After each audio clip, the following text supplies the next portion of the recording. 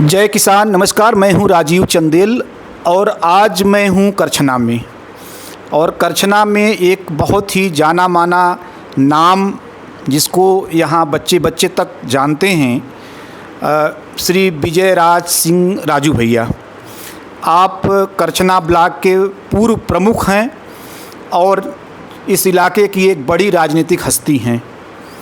आज हमारी मुलाकात हुई है यहाँ उनके आवास पे, तो हमने कुछ सवाल जो मेरे मन में था वो जानने की कोशिश करेंगे भैया से।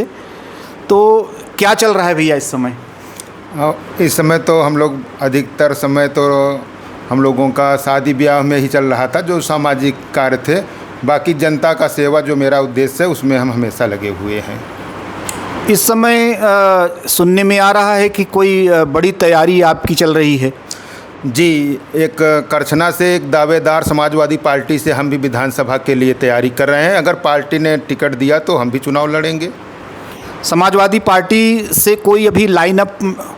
अभी ऐसा कुछ नहीं, अभी तो कोई इस तरह की बात नहीं है, लेकिन मेरा भी एक प्रार्थना पत्र अपने राष्ट्रीय अध्यक्ष आदरणीय जी को दिया गया है। अगर हमें मौका पार्टी देती है तो चुनाव हम लड़ेंगे विधानसभा करछना 260 करछना से। बिल्कुल। तो ये करछना में जो है अभी तक तो कुंवर साहब का अपना रहा है विधानसभा और माना जाता रहा है, जहाँ की माननीय उज्ज्वल रमण सिंह जी जो अभी सांसद हैं जो है वो यहाँ के विधायक रहे हैं। तो ये परंपरा क्या बदलने का कोई ऐसा संकेत है? अगर पार्टी, सब कुछ तो पार्टी पर निर्भर है। अगर पार्टी हमें टिकट देती है तो हम लड़ेंगे, और अगर कुंवर साहब को देती है कुंवर साहब लड़ेंगे, या जिसको भी पार्टी टिकट देगी उसके साथ हम लोग लगेंगे। या अगर हमको देती है मौका तो हम चुनाव लड़ेंगे।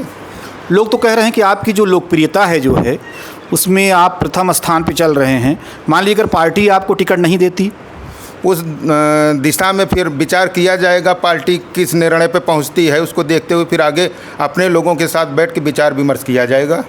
बिल्कुल। एक सवाल जो बहुत ज़्यादा लोगों के मन में है इस समय, यमुना पार में, चूँकि आपका जाना और आपका जो इस समय कार्यक्रम है पूरे यमुना पार में देखा जा रहा है। जितनी ब्लॉक तहसील विधानसभाएं हैं सब जगह आप वहाँ पहुँच रहे हैं जो है। तो ख़ास तौर पे जो छत्री समाज है वो छत्री समाज आपको एक बड़े लीडर के रूप में, एक उम्मीद के रूप में देख रहा है। तो इस बड़े डायमेंशन में आपकी क्या तैयारी है? ये उनका स्नेह है और हमारे साथ सर्व समाज का आशीर्वाद है। क्षत्रिय, ब्राह्मण और सभी जितने भी समाज के लोग इलाहाबाद प्रयागराज में रह रहे हैं, सबका आशीर्वाद मेरे साथ है। हम सब के ऋणी है, सब ने हमेशा हमारी ज़रूरत पे हमारी मदद की है। अभी यमुना पार में जैसा लोग महसूस कर रहे हैं कि कुंवर साहब का अपना जो एक बड़े राजनीतिक विरासत रही है जो है, एक हैसियत है, और उनके बेटे श्री उज्ज्वल रमण जी सांसद भी हैं, लेकिन उसके बावजूद एक लोकल लीडरशिप जो है, जो लोकल पब्लिक है जो है, एक और अधिक प्रॉक्सिमिटी चाह रही है और आत्मीयता चाह रही है और समीप के अपने नेता चाह रही है। इसमें आप काफ़ी करीब पाए जा रहे हैं।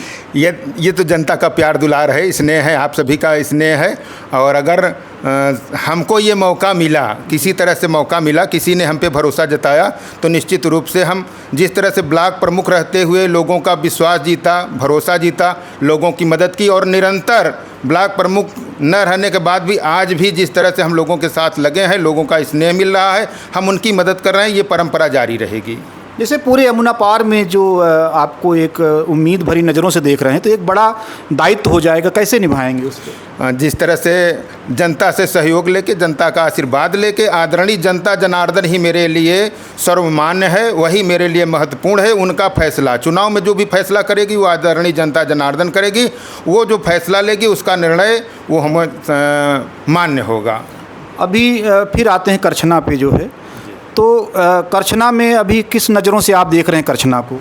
करछना तो जिस हिसाब से डेवलप होना चाहिए, जैसे सत्ता, जिनकी सत्ता है, शासन है, उस पार्टी के विधायक हैं, लेकिन उस तरह से इसका विकास नहीं हो पाया, ये निश्चित रूप से दुखद है। और रही सांसद जी के बाद जो वर्तमान सांसद जी हैं, उनका बहुत बड़ा क्षेत्र है, 5-5 विधानसभा है, और मेरे हिसाब से इस क्षेत्र में विकास के लिए कहीं न कहीं बजट का कुछ तो अभाव है, क्योंकि कोरांव और शंकरगढ़ बहुत बड़ा क्षेत्र है, पहाड़ी एरिया है, पिछड़ा एरिया है, वहाँ का विकास नहीं हो पाया जैसा लोग हमसे बताते हैं। और मैं भी समय समय पे जाके देखता रहता हूँ तो इस तरह की घटनाएं यहाँ हैं और विकास उस तरह से नहीं हो पाया, मंशा के अनुरूप, जनता की मंशा के अनुरूप विकास नहीं हो पाया है। लेकिन करछना में माना जाता है कि विकास हुआ है।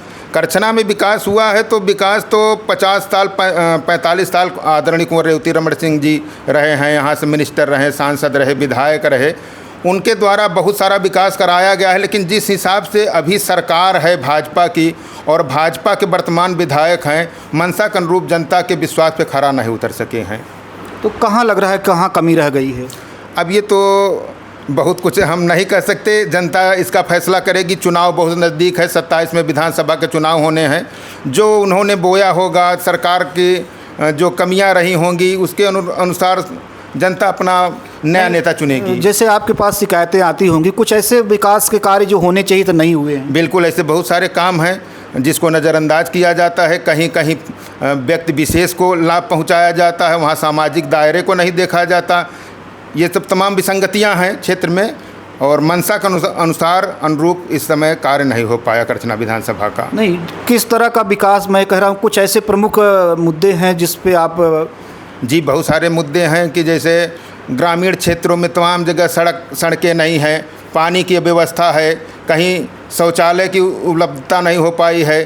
तमाम ग्रामीण क्षेत्रों में आज भी आवासों की बहुत सारी ज़रूरत है, लेकिन पात्र लोगों को नहीं मिल पाया। वहाँ कहीं न कहीं प्रधान की भी कमियां होती हैं और उसमें ब्लॉक जो अपने डेवलपमेंट अधिकारी हैं उनकी कमियां होती हैं, सचिव की होती हैं, क्योंकि प्रधान ही तो सब कुछ नहीं होता।